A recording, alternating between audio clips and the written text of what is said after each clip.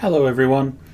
Given it's coming up to my 1 year anniversary for my website, I thought I would venture back to the very first post that I did.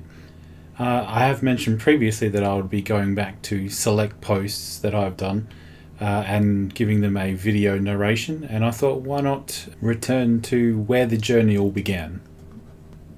This post was originally published on March the 6th, 2020. To be the master, you must be willing to be the fool. It is a good quote to remember when starting a new venture or learning a new skill, that you have to be willing to be the fool, otherwise you'd probably never start anything new. You have to be okay with being the one who doesn't know, the one who makes a significant number of mistakes, if you're going to have any success at being competent or mastering this new avenue in your life. This can be quite difficult, as no one likes being an idiot. I know I don't. Fear and pride can be good barriers to achieving this mindset. Just think about how many things you have not started because you didn't think you'd be good enough, or would never get good, or the imagined negativity from others for looking like a fool. As someone who has had some success in a couple of areas in life, I do struggle with being reverted back to the novice. It takes a certain amount of courage to approach a fresh endeavour and not be dispirited by poor results or turned away by fear, especially if you have high expectations of your ability. Delayed gratification is also an important concept here. I need to realise that the rewards of my efforts have a high likelihood of not being immediate, particularly in creative industries, and there is also a potential for them to not come at all, but I need to give myself a chance to succeed and not give up before I've even started and create artificial roadblocks.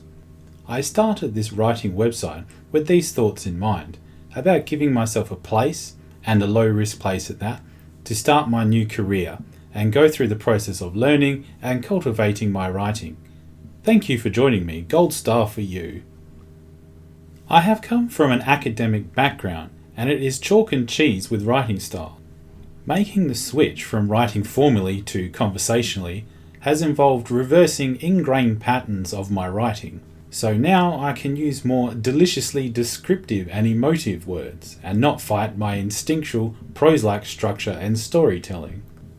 I will keep these posts engaging, thought-provoking and informative, but more importantly, enjoyable and beneficial to read. Time is our most valuable resource, and writing and reading is a reciprocal relationship that needs to be respected and maintained properly. I also find humour to be an underrated and underused learning tool, and it can be great for broaching complex, taboo or more sensitive topics. Humour is great for lowering our defences, making us more receptive to new information, and I'll try to incorporate funny anecdotal stories or my own experiences in communicating some of my points.